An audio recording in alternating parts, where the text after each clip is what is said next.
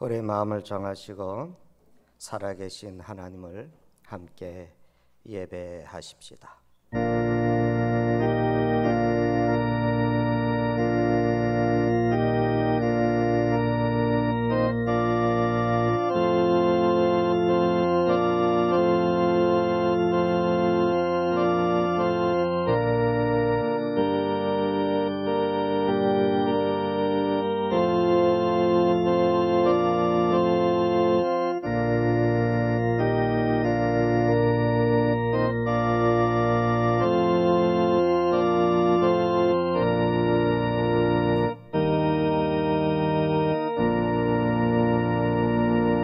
오라, 우리가 여호와께 노래하며 우리의 구원의 반석을 향하여 즐거이 외치자. 오라, 우리가 굽혀 경배하며 우리를 지으신 여호와 앞에 무릎을 꿇자. 전능하신 하나님, 오늘도 우리를 부르시고 찾으시는 하나님을 찬미하고 예배하오니 우리의 예배를 받아 주시옵소서. 우리 주 예수 그리스도의 이름으로 기원하옵나이다. 아멘.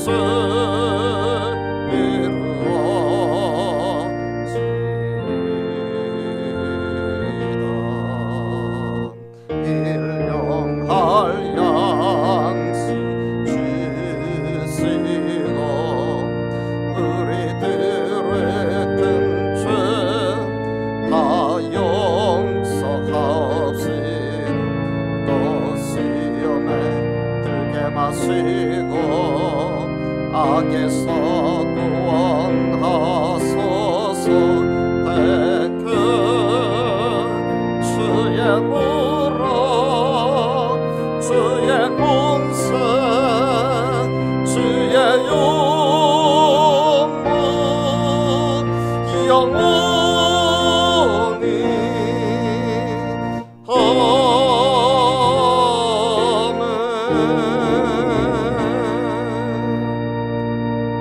참회 기도 우리 하나님 앞에 드리겠습니다. 전능하신 하나님 아버지, 오늘도 우리에게 자비로우심과 또 크신 은총을 베풀어 주셔서 죄악으로 점철된 인생들이 하나님 앞에 나음을 용납하시는 그 은혜에 감사를 드립니다. 우리가 하나님의 선한 일들을 도모하는 일에는 여러 가지 많은 이유들로 인해서 관심을 저희들이 멀리하면서 살고 있습니다. 그런데 돌이켜보면 우리 자신의 안위와 유익에는 우리가 얼마나 동분서주했는지를 모릅니다. 이번 재난의 두려움과 염려가 계속되고 있는 가운데서도 저희들이 참 많은 것을 느낍니다. 자기만의 잠깐의 인생의 쾌락을 위해서 사는 것이 가까운 데 있는 이들만 아니라 먼 데 있는 이들에게까지도 아프게 할 수 있다고 하는 것입니다. 주님의 말씀을 주신 것처럼 말세의 사람들이 얼마나 빨리 왕래하는지 그대로 우리들이 실감을 하고 있습니다. 순식간에 바이러스가 퍼지듯이 우리의 죄악도 그렇게 퍼져가고 있습니다. 그런데 우리가 이럴 때 더 믿음의 지혜를 얻어야 될 터인데 오히려 신실한 믿음의 소중함도 서로 격려하면서 나눔도 사랑함도 우리는 간과하고 있습니다. 사랑은 자기의 유익을 구하지 않는다고 했습니다. 주님, 우리가 그런 사랑과 헌신을 배울 수 있게 해주시옵소서. 한 간호사의 고백이 우리 안에 잔잔히 남습니다. 한 달이 넘은 기간 감염자들을 위해서 헌신하다가 자신이 감염되었지만 후회하지 않고 감염되신 분들을 위해서 더 섬길 수 없어서 죄송하다는 그 고백, 그러면 또 다 남은 또 그 자리로 돌아가고 싶다는 그런 고백, 우리를 참 부끄럽게 합니다. 말로만 사랑하지 않고 우리도 오늘의 삶 현실 속에서 어떻게 사는 것이 그리스도인의 삶인지 다시 깊이 생각하면서 돌이킬 수 있기를 원합니다. 이런 일련의 일들이 생각에 머물고 입으로만 외치는 것으로 끝나고 또다시 우리의 삶이 여전히 타성에 빠져버리지 않게 해주시옵소서. 예배가 소중함을 느끼며 온 마음 다해 주님을 앙망하게 하시고 나눔의 소중함을 알면 아낌없이 나눌 수 있는 결단을 주시고 헌신의 기쁨을 알면 어떤 형편에서도 기쁘게 섬길 수 있게 해주시옵소서. 그래서 우리가 하나님의 사람으로 온전히 살아갈 수 있도록 도와주시옵소서. 이제는 주님과 나만이 아는 죄악을 고백하오니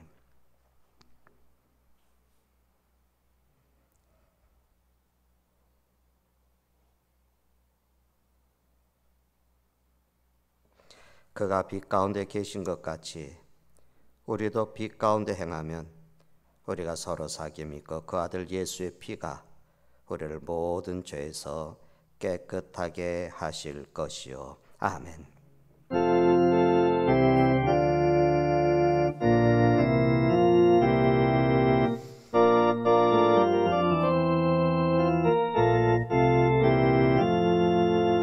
홀로 한 분 하나님 그 전하 만물 경배하라.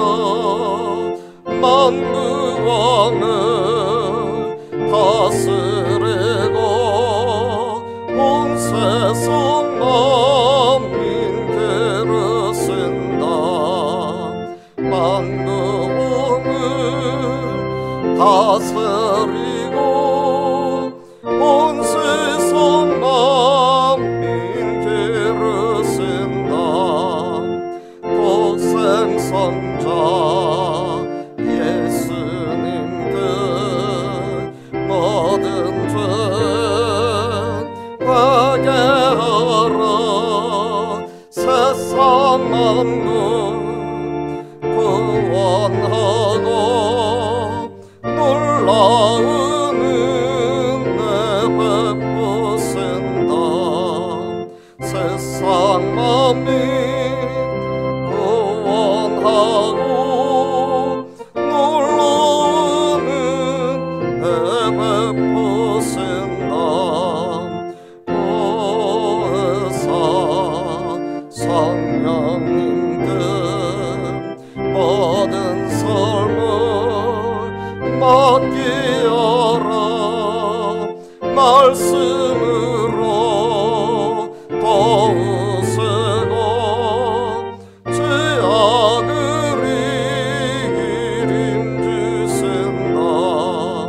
말씀으로 도우시고 죄악을 이길 힘 주신다.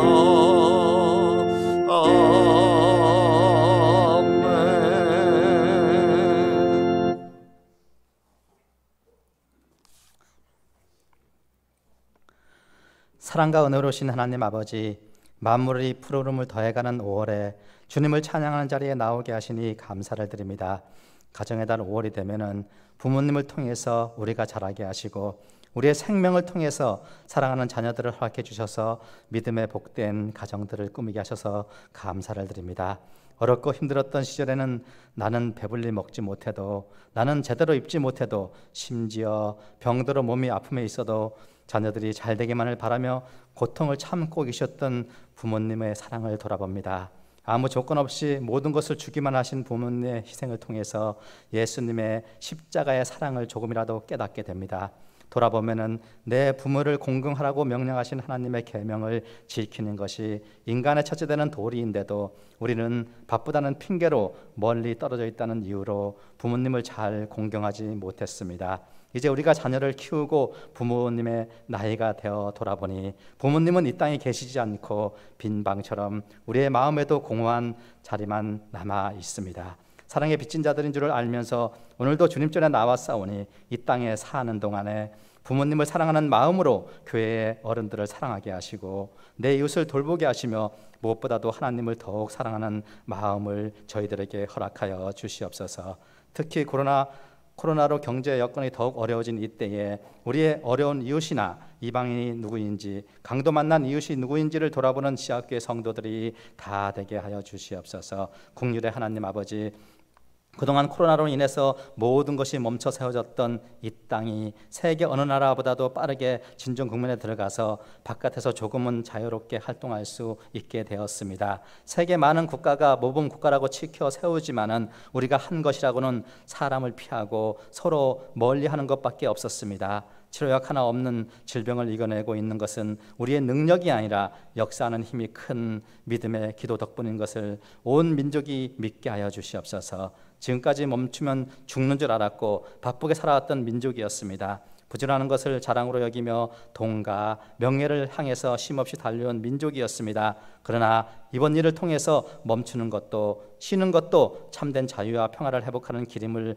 깨닫게 하셔서 이제 물질의 우상을 내려놓고 자신을 돌아보며 영혼의 평안함에 쉼을 얻는 이 땅이 되게 하여 주시옵소서. 이로는 필요한 양식으로 감사하게 하시되 혹 가난하여도 도둑질하고 하나님을 욕되게 하지 않도록 가난하게도 부하게도 마옵시고 오직 필요한 양식으로 감사하는 기도가 우리의 기도가 되게 하여 주시옵소서.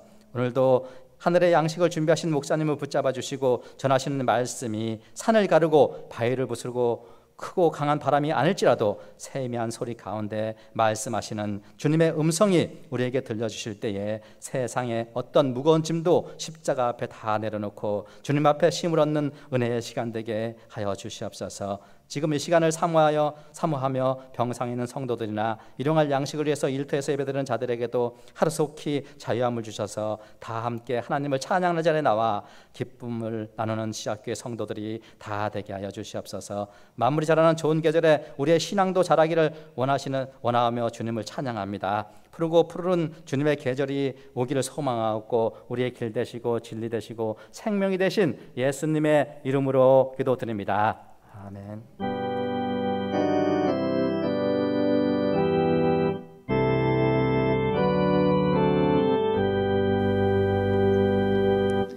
주위에 계시는 분들 같이 인사를 나누도록 하겠습니다. 당신에게 좋은 일을 하고 있습니다.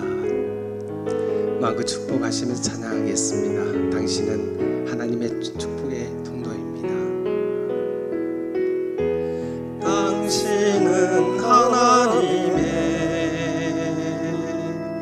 언약 안에 있는 축복의 통로, 당신을 통하여서 열방이 주께 돌아오게 되리.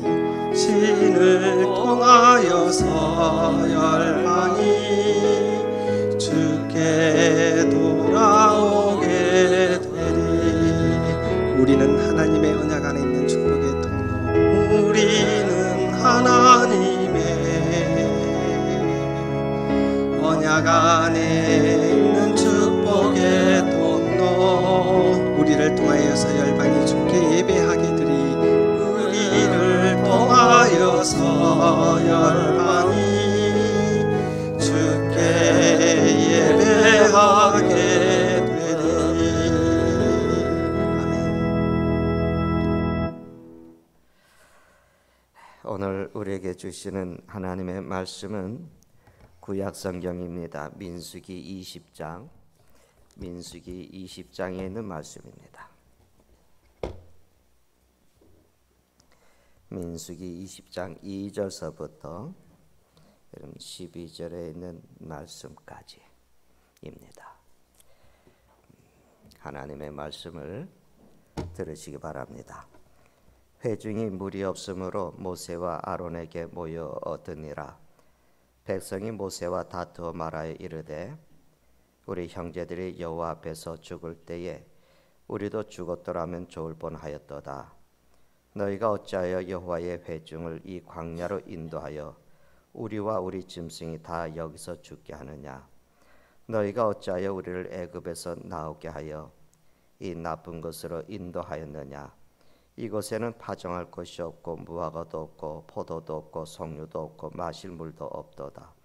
모세와 아론이 회중 앞을 떠나 회막문에 이르러 엎드리매 여호와의 영광이 그들에게 나타나며 여호와께서 모세에게 말씀해 이르시되 지팡이를 가지고 내 형 아론과 함께 회중을 모으고 그들의 목전에서 너희는 반석에게 명령하여 물을 내라 하라. 내가 그 반석이 물을 내게 하여 회중과 그들의 짐승에게 마시게 할지니라. 모세가 그 명령대로 여호와 앞에서 지팡이를 잡으니라. 모세와 아론이 회중을 그 반석 앞에 모으고 모세가 그들에게 이르되 반역한 너희여 들으라. 우리가 너희를 위하여 이 반석에서 물을 내려 하고 모세가 그의 손을 들어 그의 지팡이로 반석을 2번 치니 물이 많이 솟아나므로 온 회중과 그들의 짐승이 마시니라. 여호와께서 모세와 아론에게 이르시되 너희가 나를 믿지 아니하고 이스라엘 자손의 목전에서 내 거룩함을 나타내지 아니한 거로 너희는 이 회중을 내가 그들에게 준 땅으로 인도하여 드리지 못하리라 하시니라. 아멘. 이 말씀 가운데 우리가 함께 또 은혜를 나누는 그런 시간이 되기를 바랍니다. 이제 봉헌의 시간인데 이 시간에는 또 김봉호 장로님이 또 이렇게 특별 찬송으로 하나님께 영광을 돌리겠습니다. 혹시 찬양을 원하시는 분들이 계시면은 봉헌 전에 잠깐 우리가 찬양을 할 수 있기를 원하는데 원하시는 분들은 제가 얘기하시면 찬양을 하실 수 있기를 바랍니다.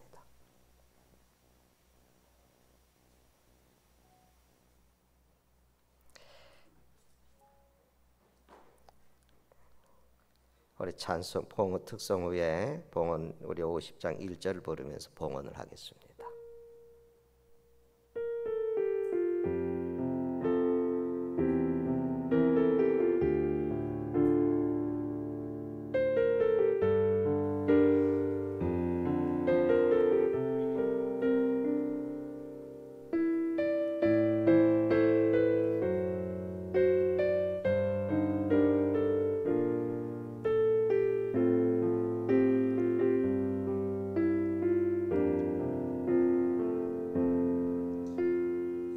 세상을 살아가는 동안에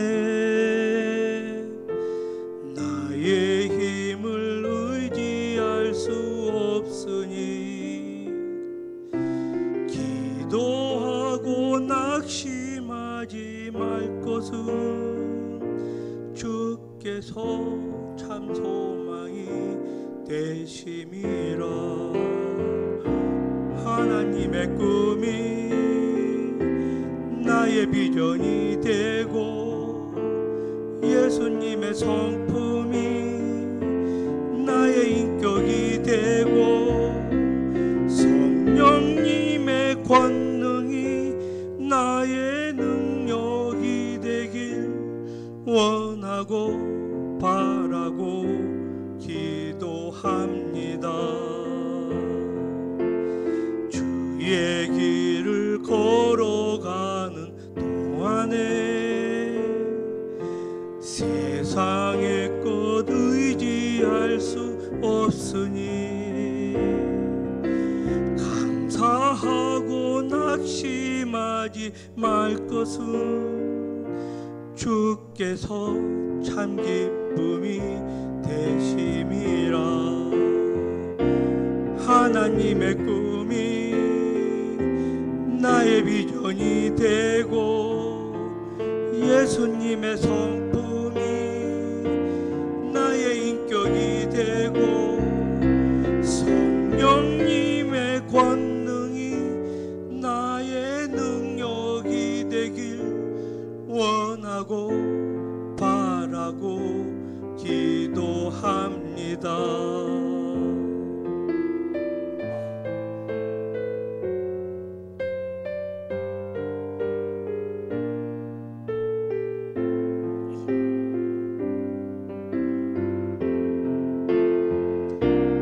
하나님의 꿈이 나의 비전이 되고 예수님의 성품이 나의 인격이 되고 성령님의 권능이 나의 능력이 되길 원하고 바라고 기도합니다. 원하고 바라고 기도합니다. 원하고 아빠라고 기도합니다.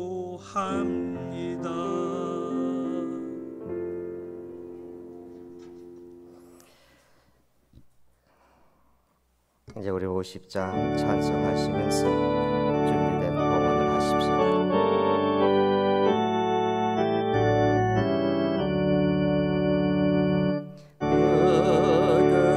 그는 모든 것을 아낌없이 드리네.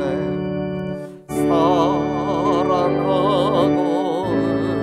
의지한 주만 따라 살리라.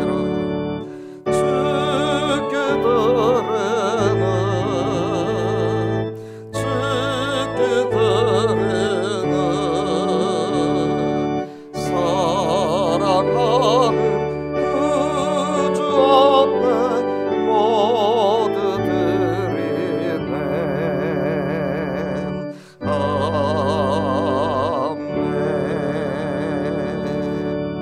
기도하십시다. 하나님 아버지, 늘 일상의 삶 속에서 감사할 제목과 감사할 기회들을 우리에게 허락하시는 그 은혜에 찬송과 감사를 드립니다.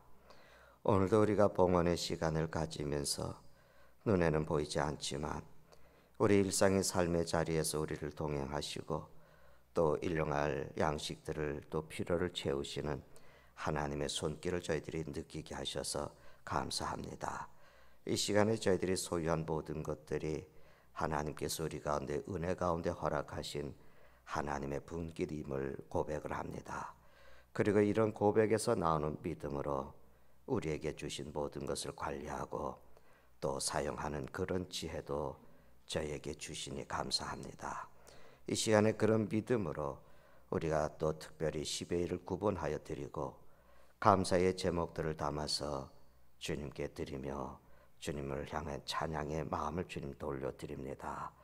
또 은혜로우신 아버지 하나님, 우리가 드려도 아깝지 않아서 또 우리의 시간으로 우리의 몸으로 주님께 헌신하여 드립니다. 이제 다소 부족할 때는 우리들이 괴로워하고 고통스러워하고 낙심하고 속상하고 염려하기보다는 날마다 필요할 때마다 필요한 것을 채워주시는 하나님의 은혜를 기억하고 또 믿음을 갖고 언제나 소망 중에서 기다릴 줄 아는 그런 인내도 저희들이 배울 수 있게 해주시기를 원합니다. 우리가 먹고 마시고 또 쓰고도 언제나 우리에게 넉넉함이 있을 때는 소유하고 있음의 기쁨보다는 나눔의 기쁨과 그 감격이 또 우리에게 소중함을 알게 해주셔서 우리가 하나님 베풀고 또 나누는 그런 삶을 살아갈 수 있도록 인도해 주시옵소서. 아버지 하나님, 우리가 주를 따라가는데 보시기에 부족함이 많지만 전능하신 아버지 하나님, 또 주의 은혜를 우리에게 베풀어 주셔서 우리의 필요를 채우시는 주님의 은총, 그런 축복들을 베풀어 주시고 또 우리 삶의 자리에 곳간을 채우시는 하나님의 풍성하신 은혜가 우리 가운데 임하게 하여 주시옵소서. 오늘도 삶의 짐이 무겁거든 전능하신 하나님, 우리 가운데 은총을 베풀어 주시고 주를 따라가는 일에 있어서 낙심이 되어지고 주의 선한 일들을 도모하는 일에 우리가 힘이 지쳐 있거든 하나님의 크신 능력과 위로와 격려가 우리 가운데 있게 하여 주셔서 끝까지 주 따라가는 이 길을 멈추지 아니하도록 하나님 우리 가운데 함께하여 주시옵소서. 그래서 아버지의 선하신 뜻이 하늘에서 이루어지는 것처럼 그 선하신 뜻이 이 땅에도 이루어지는데 우리가 씨앗이 되어질 수 있도록 축복해 주시옵소서. 우리 주 예수 그리스도의 이름으로 봉헌기도 드리옵나이다. 아멘. 교회 소식입니다. 소식란들을 여러분 참고를 해주시고요. 5월 마지막 주 31일부터 우리가 오후 찬양 예배를 재개하기로 했었는데 우리 청년의 헌신 예배를 계획을 했었습니다만 청년들이 준비가 되질 않았다고 했습니다. 그래서 우리 찬양 예배를 오늘 7월로 전부 일률적으로 우리가 빠른 예배와 같이 재개하는 그런 시간을 갖겠습니다. 다음 주일은 우리가 또 부활을 기념을 해서 같이 또 하나님께 영광을 돌리고 또 다시 한번 우리 부활의 신앙을 또 다시 한번 깊이 생각하는 그런 은혜의 시간들 갖도록 그렇게 하겠습니다. 다른 것들은 참고를 해주시고요. 또 우리 또 예배를 마치고 나서 우리 권사님들 잠시 만남의 시간을 갖도록 그렇게 하겠습니다. 자, 앞뒤 계신 분들 거리가 떨어져 있지만 우리 또 눈인사를 같이 나누십시다. 당신에게 좋은 일이 일어나고 있습니다. 예배당 들어오는데 허응하셨죠? 있던 문짝을 이제 떼어서 다시 제작을 하는데 규격품이 있는 것이 아니고 제작을 해야지 되기 때문에 또 이제 제작을 맡기면 큰 비용이 많이 드는 그런 이제 그 문짝이 됩니다. 그래서 제가 선물을 하나 받은 게 있었어요. 이제 뭐냐면 제 아내를 통해서 이제 받은 게 있는데 코로나 때문에 제일 귀한 게 마스크였잖아요. 마스크인데 우리가 다 마스크를 하고 있습니다. 근데 이제 어떤 분은 이제 우리 교우 중에 한 분은 그 자봉틀 가지고 이제 박음질을 해가지고 마스크를 나눠서 몇 분들에게 나눠주면서 이제 저희들에게도 또 주셨고, 어떤 분은 그 뭐라 그래요? 손으로 이렇게 박음질을 이렇게 해가지고 하나 이렇게 만들어 주셨어요. 그래서 일상에 예배당에 나왔을 때는 제가 제 방에서 마스크를 안 하고 있으니까, 그리고 이제 또 만나고 있을 때는 그 시중에서 판매하는 그거를 이제 가고 있는데 갑자기 잊어버리고 갈 때가 참 많이 습관이 안 돼갖고, 그래서 주머니에다가 이제 하나씩 넣어둡니다. 그래서 이제 그 마스크를 그렇게 이제 넣어두고 갑작스럽게 이제 할 때는 그 마스크 끄는데, 오늘은 이제 그 첫 마스크를 제가 하나 넣어놓고 이제 있어요. 그거는 요 첫 마스크는 손으로 다뜸을 한 건다. 다 이렇게 손으로 작은 박음질한 거는 아니고 제법 만들었어요. 안에도 이제 그 필터를 넣을 수 있게 이렇게 만들었는데, 박음질을 해서 오바로꾸를 여러분 아십니까? 오바로꾸를 안 해가지고 자른 자리가 너덜너덜 이제 해지고 한번 빨고 나니까, 그런데 얼마나 귀여운지 몰라요. 제법 여기다가 또 힘도 넣어가지고 그렇게 이제 그 하고 이제 비상용으로 이제 언제나 이제 갖고 다니는데, 제가 우리 몇몇 분들과 여러분 아십니까? 예배당의 출입구 현관의 문을 제작을 하고 있습니다. 제대로 안 되지만 손등 하나하나 하는 그런 마음을 가지고 죽게 하듯이 그렇게 제작을 해서 시간이 좀 걸릴 거예요. 예, 이제 저는 입으로만 하고 다른 분들이 이제 섬김을 하면서 그렇게 이제 합니다. 그런데 일이라고 하는 것이 굉장히 중요하지만 끝이 더 중요하다고 생각이 돼요. 그 인생의 끝도 그렇습니다. 그러니까 우리 인생의 끝은 결국은 내 삶의 실제적인 목적이 되기 때문에 그래요. 나라를 위해서 우리가 죽었을 때 그분을 순교자, 순국했다 그렇게 얘기한 나라를 위해서 죽었다. 또 우리가 신앙을 위해서, 교회를 위해서 죽었을 때 그분을 우리는 순교 그렇게 이제 그 표현을 하잖아요. 내가 과거에 우리가 어떻게 살았든지 간에 마지막에 가서 예를 들어서 뭐 돈에 매여서 살았다 그러면 그 사람은 수전노다. 그 자기도 쓰지 못하고 그렇게 수전노 그렇게 이제 할 수밖에 없잖아요. 그래서 인생이 시작하는 것도 중요하지만 그 결말이 굉장히 중요한 겁니다. 우리가 성경에 있는 내용을 다 이해할 수 있는 것은 아니에요. 우리가 하나님의 뜻을 다 한다고 하는 것은 그건 불가능해요. 하나님과 우리는 본질적으로 다르기 때문에 그렇습니다. 그래서 우리의 이성으로는 도무지 이해할 수 없는 그런 사건들이 성경에 이제 많이 나타나고 있죠. 사도행전에 나오는 그 아나니아와 삽비라라고 하는 이 사람에 관한 이야기도 그 중에 하나거든요. 근데 이분들은 여러분 하나님 앞에 그분들이 헌금을 바치다가 죽었다는 거예요. 아무리 생각을 해도 그분들이 그 죽었다고 하는 그것이 너무나 가혹한 거예요. 움켜쥐고 바치지 않는 사람도 많이 있는데, 그래도 그들은 자기 재산을 팔아서 반은 놔두고 반 절반까지도 하나님 앞에 바쳤는데, 근데 오히려 그것이 그들의 죽을 죄가 됐다는 거예요. 설령 그것이 죄라고 한들 여러분 하나님께서 죽음에 이르기까지 그런 벌을 내리실 필요가 있었을까? 만약에 그렇다면 우리 중에 누가 살아남을 수 있을까? 물론 이제 그 초대교회가 시작이 될 때에 하나님께서 그 교회의 거룩함을 나타내기 위해서 이렇게 특별한 일들이 일어나는 것은 사실입니다. 오늘도 마찬가지 교회가 시작이 되어질 때 기적의 역사들이 막 일어나게 하시는 것이 그 하나님의 역사십니다. 그런데 그게 그럼에도 불구하고 그 당사자들에게 얼마나 가혹한 그 심판의 벌입니까? 여러분 오늘처럼 교회가 말이야 제대로 쓰지도 못하고 혼탁하고 그리고 그 이제 그 막 거짓과 그 불의가 막 판치고 있는 교회 안에 그런 판치고 있는 그럴 때에 그런 사람들을 그냥 하나님께서 막 이렇게 심판하시고 그랬다면 모르겠는데 은혜가 충만했던 그런 초대교회에 옥의 티 같은 이런 이제 그 사건들이 남아 있습니다. 왜 이런 일들이 일어나야 됐을까? 이거 우리가 온전히 이해할 수가 없어요. 또 이런 비슷한 사건이 구약에도 있는데 모세가 죽는 사건입니다. 여러분 모세는 태어난 것 그 자체부터가 뭐냐면 하나님의 특별한 섭리와 보호 속에서 이루어졌어요.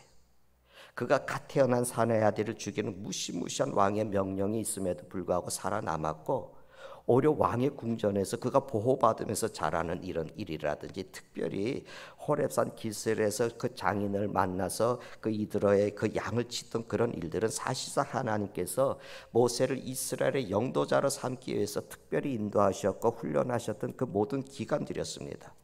근데 돌이켜보면 이 모세의 인생은 뭐냐면 온전히 이스라엘 백성들을 애굽의 종살이에서 구원하기 위해서 준비된 그런 사람이었어요. 근데 그가 40년이라고 하는 세월을 고생을 하면서 이스라엘 백성들을 애굽에서 인도해냈는데 그런데 결국에 가서는 정작 자신은 하나님께서 주시겠다고 약속하신 그 약속의 땅, 그 가나안 땅에 발을 들여도 놓지도 못하고 그 비스가 산이라고 하는 그 언덕에서 멀리 있는 그 가나안 땅, 자기들이 들어가야 될 가나안 땅을 바라보기만 하고 느보산이라고 하는 곳에서 죽고 말았다는 거죠.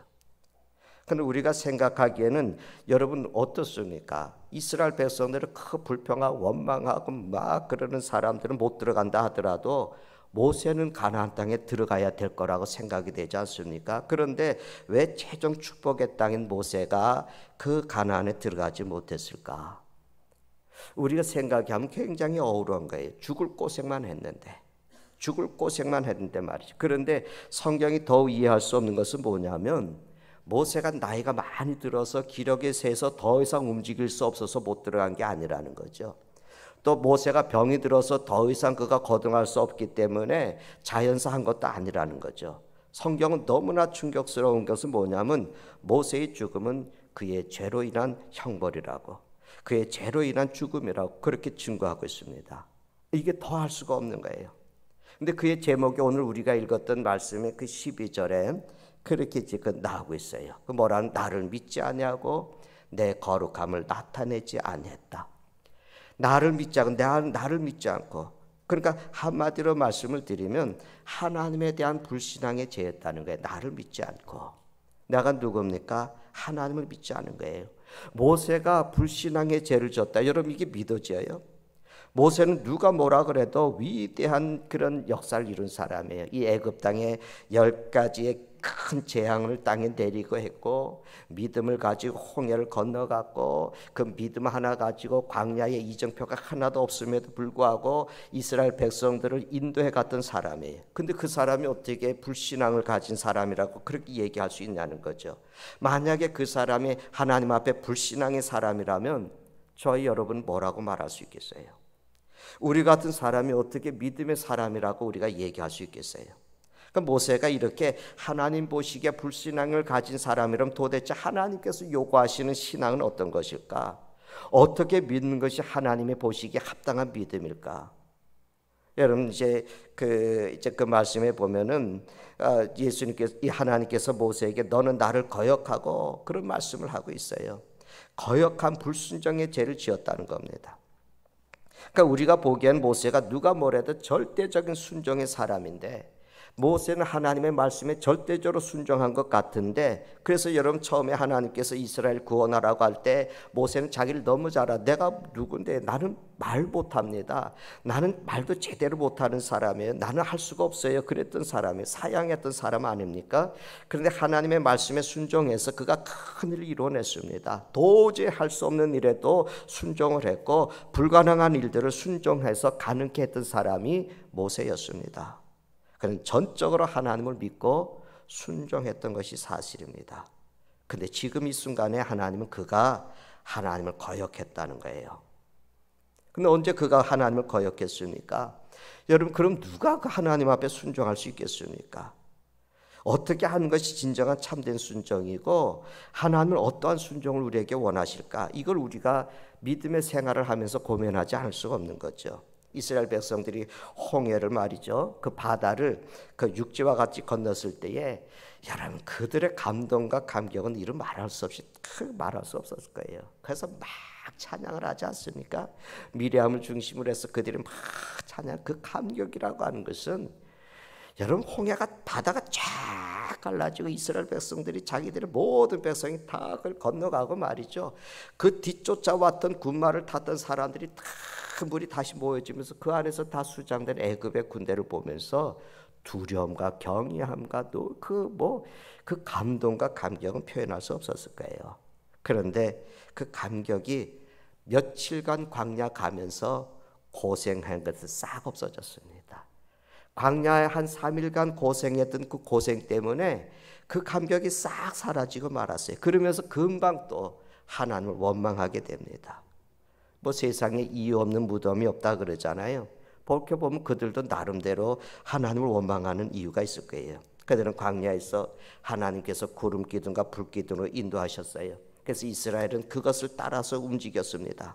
가고 싶어도 구름 기둥이 움직이지 않으면 갈 수가 없었어요.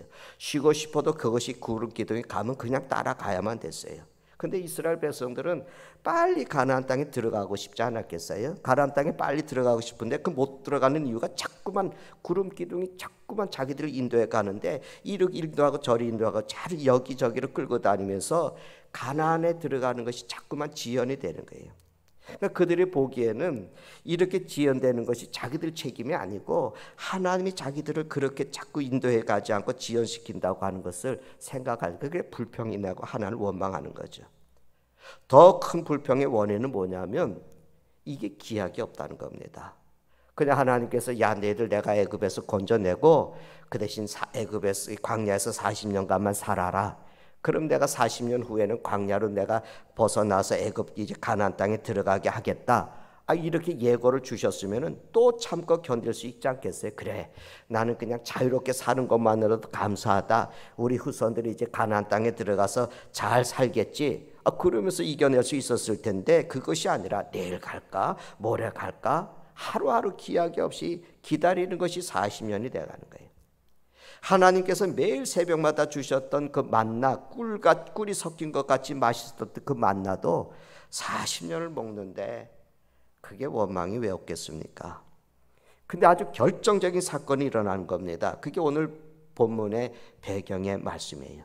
드디어 이제 신광야라고 하는 가데스 바네아에 왔을 때, 이제 가데스 바네아 지역은 바로 가나안 국경이 되어지는 그 가나안 땅, 그 국경이 되어지는 바로 그 입구의 그 땅입니다. 거기에 왔을 때 이스라엘 백성들이 막 폭발을 하는 거예요. 물 때문에, 마시는 물 때문에 갈증이 나는데 마실 물이 없는 거예요. 화도 나고 속상한데 그러다 보니까 그동안 쌓아두었던 불평과 원망들이 막 폭발을 하는 겁니다. 심지어는 모세까지 죽이고 우리 애굽으로 다시 돌아가자고 선동하는 그런 말들까지 그들 무리들 가운데서 나오게 됐습니다. 근데 오늘 보면 우리가 읽었던 말씀, 이때 모세가 하나님 앞에 큰 실수, 죄를 졌다는 거예요. 이제 모세와 아론이 여러분 끊임없이 불평하고 원망하는 백성들을 인해서 피곤한 거예요.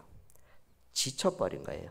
그리고 마침내 그들도 말이죠, 불신앙적인 말과 행동을 하게 되는 겁니다. 여러분 사람이 그렇지 않습니까? 피곤하고 지쳐있을 때 이전에는 그냥 별 생각 없이 지내던 그런 일들이 때때로 막 큰 폭발력을 가지고 자기를 무너뜨리잖아요. 가정에서도 여러분 그러지 않습니까? 가정에서도 그냥 잘 참아오던 그런 어느 순간에 막 폭발해버리는 일이 있어요. 모세와 아론은 지금까지 은혜를 모르는 배은망덕한 백성들을 향해서 막 그냥 인간적인 감정이 막 솟구치면서 격분한 나머지 분노를 터뜨리게 된 겁니다. 그래서 뭐라고 했습니까? 오늘 성경에 보니까 뭐라고 얘기하냐면 반역한 너희여, 그렇게 얘기해. 반역한 너희여. 반역한 너희여. 그렇게 이제 그 얘기를 해요. 근데 그 우리가 너희를 위해서 반석에서 물을 내랴. 근데 우리 지금 성경에 반역한 너희여라고 하는 표현을 했는데, 근데 우리 개역성 옛날의 성경에 보면은 패역한 너희여, 그렇게 패역하다. 이 패역하다라고 하는 말은 뭐냐면 히브리 말 하모림이라고 하는 말인데, 이 말이 횡포자, 망할 자, 뭐 속된 말로 망할 자식, 전혀 소망이 없는 악한 자, 이런 의미예요. 그러니까 이제 모세가 막 그 이스라엘 백성들, 이 막 자식들아, 우리가 너희들을 위해서 반석에서 물을 내야 되느냐, 막 화가 나가지고 그러는 겁니다. 근데 시편 106편 33절에 보면은 모세가 그의 입술로 망령되이 말했다. 모세가 자기의 입으로 망령된 말을 했다는 거예요. 그 모세가 하나님 앞에 그 순간에 어떤 죄를 지었을까? 우선 모세는 말로서 죄를 졌어요. 말로 죄를 졌어요. 망령된 말. 망령된 말을 했어요. 여러분, 말은요, 그 마음의 창문이기도 하잖아요. 그 말은 마음에서 나오는 거거든요. 그래서 그 말 속에서 진실한 그 모습을 엿볼 수 있는 거예요. 신앙적인 그런 마음이 있었다면 신앙적인 말이 나올 수 있는 거죠. 근데 오늘 본문에 나타난 아주 막 그냥 도련한 사건, 그 모세 역시 경황 중에 한 말이거든요. 그 우리가 점점 우리가 정말 조심해야 될 그겁니다. 사람의 진실은 그가 급한 일을 당해서 무의식 중에 하는 말을 종합하면 알 수 있다. 그렇게 얘기한 심리학자가 있어요. 이게 프로이드라는 분인데, 사람의 진실은 내가 막 경황 중에 막 내뱉는 말 속에 그걸 잘 정리해보면 그 사람의 진실한 마음을 알 수 있다는 거예요. 그러니까 우리가 의식을 가지고 앞뒤를 다 생각을 하면서 우리가 말을 가려서 이렇게 하다 보면은 여러분 오히려 그것이 더 거짓되기 쉬운 거예요. 근데 갑작스럽고 당황스러운 순간에 나도 모르는 사이 말이 막 튀어나오는 그 말이 그 사람의 진실한 마음을 보여준다는 거예요. 제가 이제 들었던 얘기 중에서 오랜 세월을 지나도 잊혀지지 않는 이야기 가운데 하나가 있습니다. 한 할머니 집사님이 교회에서 뭐냐면 할렐루야 할머니였어요. 이분은 늘 할렐루야 할렐루야, 사람들을 만나면 할렐루야 할렐루야, 누가 좀 속상한 얘기를 했다 그래도 할렐루야 할렐루야, 뭐 자기가 돈이 조금 분실하고 손해보는 일이 있어도 할렐루야 할렐루야. 그런데 이제 하루는 주일날 예배를 드리고 이제 집으로 돌아가는데 소방차가 사이렌을 부르면서 행 하고 지나가는 거예요. 그럼 이제 방향이 자기 집으로 가는 쪽이에요. 우리도 그런 생각을 하잖아요. 가끔 사이렌이 소리 나가고 행 하고 지나가면 우리 동네인가? 그러면서 가스 내가 제대로 잠그고 나왔나? 이런 생각을 우리가 이제 하게 되는데, 할머니 집사님도 이제 우리 동네로 가네, 우리 집인가? 그리고 마음에 조금 불안한 마음을 가지고 이제 갔는데 정말 자기 집이 불타고 있는 거예요. 근데 얼마나 다급했겠어요. 그래서 그 불타는 집을 보고는 이 할머니가 그 평시대로라면 또 그 입에서 뭐가 나와야 돼요? 할렐루야. 그래야지 될 텐데 그렇게 돼야 되잖아요. 그런데 이분이 탁 주저앉아 가지고 그렇게 부의식 중에 나온 말이 나마부타보. 너무 놀란 거야 이분이. 너무 놀라니까 그 안에 내재되어 있던 생각이 그냥 툭 튀어나온 거예요. 술 취한 사람이 취중에 하는 말, 술 깬 뒤에 하는 말이 있다면 어느 것이 더 진실되느냐. 그래요. 술 취할 때 한 말이 더 진실되다. 그렇게 얘기를 해요. 모세는 이스라엘 백성들이 번번이 하나님의 은혜를 이 하나님의 은혜를 보답도 기억도 못하면서 말이죠. 그날에 하나님께 주신 만나라서 막 떡을 만들어 먹어도 계속해서 원망하고 불평하고 하는 이런 이스라엘 백성을 볼 때 모세는 분노하면서 잠깐 이성을 잃은 거예요. 그러면서 불신앙의 말을 터뜨린 겁니다. 여러분, 이스라엘 백성은 광야 생활을 고달프다고 해서 하나님을 원망하고 때때로는 말이죠, 일찍이 형제들이 죽었을 때 우리도 죽었으면 좋았을 걸 하면서 이렇게 말하지 않았습니까? 근데 이때 하나님께서 하신 말씀 여러분 아십니까? 민수기 14장에 가면은 28절에 하나님께서 이렇게 말씀하셔요. 그들에게 이르시기를, 불평하고 원망하는 사람들에게 이르시기를, 여호와의 말씀에 내 삶을 두고 맹세한다. 내 삶이 뭐예요? 영원하신 하나님께서 내 삶을 두고 맹세하노니 너희 말이 내 귀에 들린 대로 내가 너희에게 행하리라 말씀이에요. 무서운 말씀이에요. 엄청난 말씀이에요. 여러분, 축복도 말씀으로 되는 거 아닙니까? 저주도 말씀으로 되지 않습니까? 말로서 복을 빌고 말로서 저주하는 거 아닙니까? 근데 하나님께서는 내 귀에 들린 대로 내가 행하겠다, 주께서 말씀하셨어요. 뭐라고 말씀하셨습니까? 무슨 무익한 말을 하든지 이에 대하여 심판을 받으리라. 우리가 사람과 사람 사이에 말을 하고 있어요. 서로 대화를 합니다. 그런데 이것이 다 하나님이 들으신다는 거예요. 이것이 다 하나님 앞에 상달이 된다는 거예요. 그리고 그거 말한 것에 대해서 내가 하나님 앞에 책임을 져야지 된다는 거예요. 모세는 지금 백성들을 향해서 말했는데 그 말을 그대로 하나님이 들으셨어요. 그리고 하나님 앞에서 그가 말한 것에 대한 책임을 지는 거예요.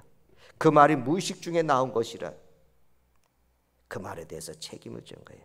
근데 이 말이 희망적이고 소망이 넘치는 말이 아니었다는 거죠. 이 말이 절망적인 거였다는 거죠. 여러분, 우리가 나는 하나님의 은혜 속에서 삽니다. 나의 인생의 모든 길이 하나님의 동행하심과 하나님의 은혜입니다. 그래서 하나님의 사랑과 은혜 안에서 사는데 내가 한숨을 쉰다. 매일 한숨을 쉰다. 그래 믿음 안에서 내가 그냥 믿음의 삶을 살아간다 하면서 내가 늘 절망하고 수시며 살아간다. 그럼 어떻게 우리가 내가 하나님의 은혜와 사랑을 받고 있다고 얘기할 수 있겠어요? 모세가 내가 너희들을 위해서 반석에서 물을 내겠느냐, 막 좌절감 속에서 자신의 신분을 입은 교만한 모습이었던 겁니다. 교만은 여러분 하나님의 능력을 부정하는 자가 되는 거고, 절망은 하나님께서 은혜 베푸심과 사랑을 부정하는 그런 허물이 됩니다. 이것이 불신앙적인 요소였어요. 우리가 내가 하나님의 사랑 안에서 나의 행한 모든 것이 내가 아니고 하나님께서 행하셨다고 하면은 우리가 그렇게 하나님 앞에 우리가 허물을 드러내지 않을 수 있습니다. 모세는 그 실수를 했다는 거예요. 두 번째 보면은 모세는 자기 신분을 잊었어요. 자기 위치를 잊었습니다. 이스라엘의 소망은 뭐냐면 그들의 도덕적인 수준에 있는 것이 아니죠. 하나님의 은혜예요. 하나님의 은혜와 하나님의 지혜거든요. 그 하나님의 구속적인 그 사랑이 있는 거거든요. 그러니까 이스라엘 백성들 원래는 애굽에 있을 때 이스라엘 야곱의 후손 아브라함과 이삭과 야곱의 후손들이었지만 그들이 애굽에 있을 때는 우상을 숭배했었어요. 그러니까 그들이 의롭기 때문에 하나님께서 그들을 불러내신 것이 아니고 그 선조들에게 약속하신 그대로를 하나님께서 진행해 가셨던 거예요. 다만 하나님의 긍휼과 사랑이 크셔서 오늘과 같은 큰 구원의 역사가 그들에게 이루어진 겁니다. 오늘도 마찬가지예요. 소망은 하나님께 있는 거예요. 모든 것이 하나님이 하신 일인데 모세가 왜 이렇게 나서서 절망하고 그럽니까? 우리가 믿음 안에서 살아가면은 절망하면서 소망이 없다고 말하면 안 된다는 거예요. 우리 자식을 향해서 저거는 싹신 노래 그렇게 말할 수 있다는 게 아니라는 거예요. 소망은 부족하고 허물 많은 우리의 의에 있어 근거되는 것이 아니라는 거죠. 그 소망이 나에게 있는 것이 아니라 오직 하나님의 능력과 하나님의 사랑이 있다고 하는 것을 우리에게 말씀을 하는 거예요. 그래서 이제 더 큰 문제가 되는 것이 뭐였냐면 모세가 자기의 신분 위치를 잃어버렸어요. 이 백성이 누구였습니까? 하나님께서 말씀한 내 백성이라고. 내가 내 백성을 애굽에서 구해내겠다고 하나님께서 인도하셨고 또 하나님께서 인도해 가실 것이고 설사 심판하시고 벌하신다 하더라도 하나님께서 하시는 거예요. 근데 모세가 누군데 하나님의 백성을 향해서 절망하면서 망할 자식이라든지 소망이 없는 자식이라든지 그렇게 말할 수 있겠습니까? 모세는 종이었습니다. 모세는 주인이 아니었습니다. 모세는 종이었어요. 제가 청년 대학을 다닐 때에 그 발달 장애를 있는 청소년 아이를 조금 이렇게 가외 지도를 이렇게 했어요. 몇 년을 참 잘했는데 제 뭐 그때 인품이 제대로 돼 있는 게 아니고 또 발달 장애에 대한 이게 잘 제대로 모르는데 그 부모님이 좀 아이를 조금 이렇게 돌봐주고 좀 뭐 가르쳐 주라고 그러는데 하루는 얘가 좀 뭔가 흥분을 했는지 자꾸 공부 옆에 책상에 나란히 앉아갖고 이제 얘기도 나누고 공부도 하고 뭐 공부 진행은 잘 안 되죠. 그 얘기도 하고 그러는데 자꾸 나를 괴롭히는 거예요. 자꾸만 먹으냐 말도 안 듣고 그날은 특별히 그러는 거예요. 그래서 제가 그날 조금 절제를 못하고 버럭 화를 냈던 거예요. 버럭 하고 이제 그 화를 이제 제 특징이 그거거든요. 절제를 잘하다가 어느 순간에 버럭 하고 이제 그 화를 이렇게 냈는데 이 아이가 그것도 흥분이 된 거야. 그래서 이제 엄마도 들어오고 자기 누나도 들어오고 그런데 그 얼굴이 탁 지금도 내가 그림이 그려져. 얼굴이 탁 굳어져 있어요. 네. 남의 아이를 내가 혼낸 거예요. 내 아이가 아닌데 남의 아이를. 여러분 부부도 그러잖아요. 그 아빠가 애를 때리면 엄마가 기분 나쁘잖아요. 특히 시부모님들이 시어머니가 막 손주를 혼내고 하면 와갖고 엄마가 그 얼마나 기분 나빠요. 그렇잖아요. 모세는 종이에요. 모세는 이게 하나님의 백성들을 심판할 수 있는 권한이 하나도 없어요. 그냥 그는 충성해서 맡겨진 일을 해야지 됩니다. 근데 자기의 신분을 넘어선 거예요. 그러면서 불신앙적인 말을 한 겁니다. 다시 말씀드리면 하나님의 은혜를 잊어버리는 아주 그런 망각한 그런 행동을 한 겁니다. 그래서 그는 우리가 너희를 위해서 물을 내라. 우리가 누구예요? 모세와 아론이 내가 너희들에게 물을 줘야 되느냐 그런 말을 했습니다. 여러분 기적이라고 하는 것은 이례적이잖아요. 계속해서 반복되어지는 것은 자연 법칙이지 기적이 아닙니다. 은혜도 여러분 이례적인 거예요. 내가 처음에 은혜를 입었으면 막 감사가 되어지고 감격하는 건데 여러분 반복해서 내가 은혜를 입으니까 마치 이것이 자연스럽게 이루어지는 것처럼 그렇게 생각하는 것이 인생들입니다. 우리가 누군가에게 사랑을 베풀어도 처음에는 감사하는데 계속 사랑을 베푸면 의뢰의 그건 당연히 해야지 내가 받아야 될 것으로 생각을 하는 거죠. 모세 역시 처음에는 하나님의 큰 능력을 입었습니다. 기적을 행하고 막 역사를 이뤄갈 때는 굉장히 두려워하는 마음을 가지고 이뤄갔습니다. 하나님의 역사를 대항하는 사람으로서 하나님의 이름으로 인해서 그가 존경도 받았고 다시 하나님을 대하는 것처럼 그가 오히려 두려움의 대상이 되기도 했고 그의 얼굴에는 막 광채가 나서 백성들이 쳐다볼 수 없을 만큼 수건을 두르기는 그런 때도 있었다는 거죠.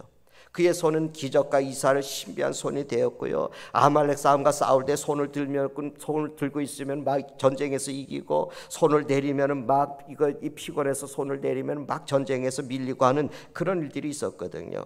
그러니까 이런 하나님의 은혜를 계속 받으면서 그 안에서 젖어서 살다 보니까 어쩌면 그 마음이 교만해질 수 있는 거예요. 하나님의 종이에요.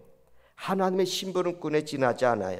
그의 위치를 망각하고 마치 자기 자신의 능력으로 이런 이적을 행하는 것처럼 우리가 너희를 위해서 물을 내랴. 그는 하나님 앞에서 도무지 해서는 안 되는 말을 거침없이 냈다고 하는 그런 사실입니다.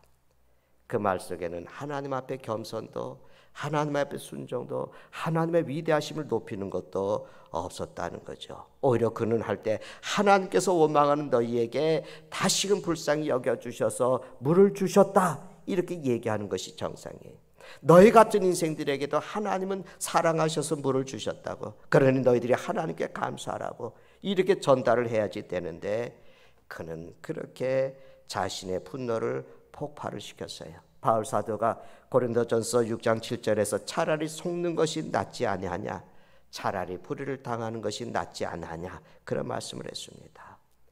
여러분 모세는 시내산에서 하나님께서 주신 돌비석을 들고 내려오다가 여러분 또 큰 실수를 하죠. 우상 숭배하는 그런 사람들을 보면서 화가 났어요. 그때 조금 참고 말이죠. 그 돌판을 옆에다가 내려놓고 옆에 있는 돌을 들어서 던졌으면 얼마나 좋았을까 생각하는데 들고 있던 하나님이 써주신 십계명의 판을 그냥 집어 던져버렸어요. 그러지 않습니까? 그때 하나님이 은혜를 베푸셨어요. 그런데 자신의 신분을 망각하는 거기에 하나님이 심판하십니다. 또 하나 우리가 잠깐 보면은 모세가 감정적인 행동을 하지요. 뭐 감정이 섞이지 않을 수가 없지. 인생이 어떻게 감정이 섞이지 않을 수 있겠습니까? 기분도 나빠질 수 있고. 근데 모세에게 명령하신 분이 누구십니까? 하나님이시거든요. 그의 분노하는 마음과 감정 섞인 마음으로 그가 주의를 했어요. 그러니까 신경질적으로 모세는 반석을 2번 쳤어요. 명령에 바위에게 명령해서 물을 내라 하라 그랬는데 반석을 지팡이로 2번 쳤어요. 이것이 하나님 앞에 죄였습니다. 여러분, 하나님의 일을 하기는 하지만 그 마음은 완전히 인간적인 감정과 분노에 사로잡혀서 그 행동이 불신앙적으로 드러난 거예요. 하나님을 생각하면서 하나님께 감사하고 하나님 앞에서 일해야지 되는데 그 원망하는 백성들 생각하고 원망하는 백성들의 모습을 보면서 일했던 거예요. 하나님의 말씀을 생각하고 두렵고 떨림으로 하지 못하고 배역하고 원망하는 인간들을 보면 있어요. 그 배후에서 역사하시는 하나님을 잊어버린 거예요. 다윗이 여러분 압살롬에게 쫓겨날 때 피난길에 섰을 때 사울왕의 족속이었던 시므이가 말이죠, 다윗을 막 저주하고 있거든요. 그럴 때 다윗의 휘하에 있던 장군이 그 시므이를 죽이려고 할 때 가만둬라, 하나님께서 허락하셔서 하는 저주인데 가만히 둬라. 참 크게 은혜가 되는 말이에요. 다 하나님의 가만둬라. 그러면서 그것을 소화시키지 않습니까? 여러분, 우리가 사람과 사람 사이에서 이루어지는 일이지만 그 모든 일을 하나님과의 관계 속에서 봐야지 되고 그것을 우리가 받아들여야지 되는 것이 신앙인들의 삶의 모습입니다. 우리가 구체적인 신앙의 생활 안에서 그리고 사건들 안에서 우리가 하나님을 보고 그 모든 인간관계 안에서 하나님의 음성을 들을 줄 아는 그런 믿음의 모습, 이것이 신앙의 모습입니다. 패역한 인간만 보고 그 후에 계신 하나님을 보지 못한 데서 모세가 실수한 거예요. 형식적으로는 하나님의 말씀대로 했지만 그러나 사실은 하나님을 대적한 거예요. 하나님에게 반항한 거예요. 하나님의 형식을 보시지 않고 뭘 보신다고 하셨습니까? 중심을 보신다고 그러셨어요. 우리가 하나님의 일을 하면서도 하나님을 생각하지 않고 자신의 위치인가 그리고 자신의 위치인가 그리고 체면과 그리고 인간적인 감정을 돌아보면서 그렇게 일하는 그 사람들은 하나님의 거룩함을 침해하는 그런 큰 죄를 범하는 거예요. 하나님의 뜻을 우리가 인간의 방법으로 이루지 못합니다. 절대로 인간의 방법 가지고는 하나님의 뜻을 이뤄갈 수 없습니다. 하나님은 하나님께서 주신 방법과 그 길로 우리를 섬겨가야 됩니다. 그래서 아주 유명한 말이 있죠. 하나님으로 하나님이 되게 하라. 이 말은 유명한 말이에요. 하나님으로 하나님이 되게 하라. 마틴 루터라고 한 분이 하신 말씀인데, 그래서 우리가 하나님을 섬길 때 인간의 방법으로 섬기는 것은 오히려 죄가 되는 것이다. 하나님은 하나님께서 보여주신 그 길로 섬겨야 된다. 그래서 우리가 하나님을 예배하는 방법을 레위기에서 가르쳐 주신 거예요. 너희들이 예배하고 싶은 대로 예배하지 말라고, 이렇게 예배해서 내 이름을 높이라는 거죠. 하나님의 일은 하나님의 일로서 행하고 그의 보여주신 길로 향해 가는 것입니다. 그 길이 오직 믿음이거든요. 그 길이. 너희는 하나님께서 너는 나의 거룩함을 드러내지 아니했다. 나의 거룩함을 드러내지 아니했다. 거룩함이 뭡니까? 구별하라는 거예요. 하나님께서 가장 싫어하시는 것이 뭐예요? 이스라엘 백성들이 너희들 우상 숭배하지 마. 우상 숭배하지 마. 너희 하나님은 오직 나밖에 없어. 내가 너희 하나님이야. 유일하신 하나님이라 자꾸 얘기하시는 것이 뭐냐면 혼합되는 것을 싫어하시는 거예요. 언제나 정결하고 순결하기를 원하시는 거예요. 성경이 우리가 알고 있는 하나님, 질투하는 하나님이라 그랬습니다. 이 말은 질투할 정도로 여러분 싫어하신다는 거예요. 뭘요? 우리가 하나님과 다른 것을 섞이는 것을요. 하나님은 하나님의 일과 사람의 일, 하나님의 이름과 사람의 이름을 섞는 것을 기뻐하지 않습니다. 언제나 깨끗한 희생으로 하나님의 일을 하나님의 일답게 우리가 거룩게 해가는 겁니다. 저는 지난번에 선교 모임이 잠깐 선교하는 그룹에 잠깐 모임이 있어서 거기에 이제 모임에 가서 의논을 하고 식사를 이렇게 나누는데 한 권사님 한 분이 이런 말을 했어요. 그분이 김해에 있는 교회를 출석하시는 분인데, 목사님 나 다음 주에 은퇴해요. 벌써 은퇴하셔요? 그랬더니 목사님 나 교사 은퇴해요. 그래서 교사도 그 교회는 교사도 은퇴시키나 보다. 40년 교사했는데 은퇴해요. 그런 얘기를 하시는 거예요. 그래서 예 그래요. 오래 하셨네요. 그리고 이제 식사하고 돌아오는 계속해서 그 말이 맴돌아요. 목사님 40년 교사 생활했는데 은퇴해요. 그 얘기를 듣는데 눈물이 킹 도는 거예요. 감동이 되는 거예요. 그 자리에서 축복해 줄 거. 여러분 저는 한 부서에서 40년 봉사해 본 적이 없어요. 그걸 몰라요. 한 교회에서도 40년 선교 본 적이 없어 몰라요. 40년 교사로 40년을 섬겼대. 제가 다른 교회 가면 습관적으로 저는 이제 보는 게 있는데 성가대 누가 섰나 이거 봐요. 성가대 찬양. 근데 그 찬양 예배 이럴 때 가니까 본선가대가 아니니까 뭐 여전대 남선교회 뭐 이렇게 있으니까 보는 게 누가 섰나 봅니다. 인물 보는 게 아니라 머리가 희끗희끗한가 아닌가. 사실 저는 그런 걸 봐요. 저는 머리가 희끗희끗하신 분들이 성가대석에 앉아 있으면 참 잘하고 못 부르고 은혜가 돼요. 우리 김봉호 장로님 희끗희끗하니까 잘하도 못하도 은혜가 되잖아요. 그 희끗, 그 시대까지 호흡 있는 날까지 찬양할 수 있다. 우리도 40년, 저는 40년 교사 생활 하신 분, 성가대 하신 분은 나는 은퇴식을 못 해주지만 40년 그렇게 했으면 참 좋겠어요. 믿음으로 시작했으면 믿음으로 끝내야 되지 않겠습니까? 믿음으로 시작해서 믿음으로 끝내. 모세의 끝이 이렇게 유감스러워요. 오늘도 우리 그런 분들이 얼마나 많은지 모릅니다. 믿음으로 시작했는데 불신앙으로 마치죠. 겸손으로 시작하는데 교만함으로 마치잖아요. 순종으로 시작하는데 원망하면서 마치기도 하고, 드리는 마음과 그 섬기는 마음으로 했는데 받고자 대접받고자 하는 마음으로, 사랑으로 시작을 했는데 증오로 끝나고, 소망을 가지고 시작했는데 절망으로 끝나고, 성령으로 시작했다가 육체로 끝나는 이들이 얼마나 많습니까? 우리의 끝은 어떨까요? 끝까지 믿음으로, 끝까지 소망으로, 끝까지 하나님의 일을 거룩하게 행하면서 그 섬김의 그 끝이 시작보다 아름다운 그런 결과를 이루기를 주의 이름으로 축원합니다. 기도하십시다. 주여 감사합니다. 예배하며 얼마나 감사한지. 시련이 있어도 이 예배는 우리가 포기할 수 없는 그런 삶의 자리입니다. 주를 사랑한다고 하는 고백, 얼마나 우리가 그 고백을 할 때마다 감동이 되는지 모릅니다. 근데 삶의 현장에서 삶의 모습이 그렇게 나타나지 않을 때가 참 많습니다. 주여, 오늘 우리에게 주신 말씀을 마음에 새깁니다. 믿음으로 시작한 일, 믿음으로 잘 마치는 당신의 사람들이 되게 해 주시옵소서. 예수님의 이름으로 기도드리나이다. 아멘. 288장입니다.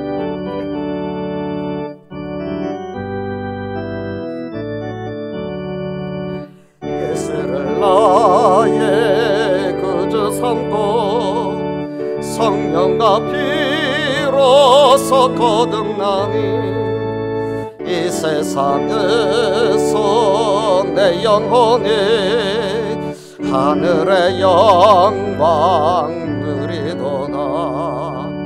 이것이 나의 간증이요, 이것이 나의 찬송일세. 나 사는 동안 끊임없이 구주를 찬송하리로다. 온전히 주께 맡겠네요. 사랑의 음성을 듣는 중에 천사들 왕래하는 것과 하늘의 영광 보리로다. 이것이 나의 간증이요, 이것이 나의 찬송일세. 나 사는 동안 끊임없이 그 주를 찬송하리로다.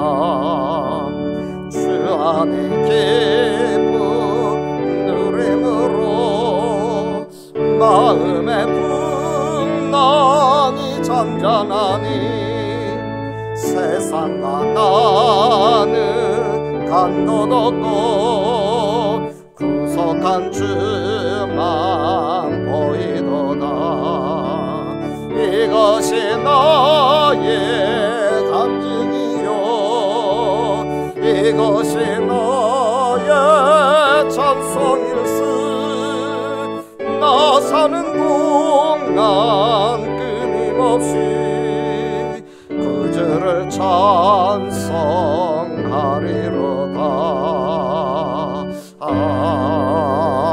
아멘. 기도하십시다. 이제는 우리의 구원자가 되시고 생명이 되시고 길이 되시는 우리 주 예수 그리스도의 은혜와 하나님의 말로 글로도 다 표현할 수 없는 지극하신 사랑하심과 우리 가운데 내재해 계셔서 아버지의 선하신 뜻을 헤아리게 하시고 이 땅에 주신 사명들을 감당케 하시는 성령님의 감동하심과 역사하심, 충만하심과 교통하심이 어려운 가운데서도 죄 전에 나와서 찬미로 하나님을 경배하고 하나님의 선하신 뜻 가운데 이 땅에 사명을 다 감당하기를 소망하는 당신의 사람들 머리 위에 또 이 땅에 고통당하는 형제들과 이 어려움을 극복해 나가기 위해서 수고해가는 방역 당국의 모든 하나님의 사람들 위에 이제로부터 영원토록 함께 하실지어다. 아멘.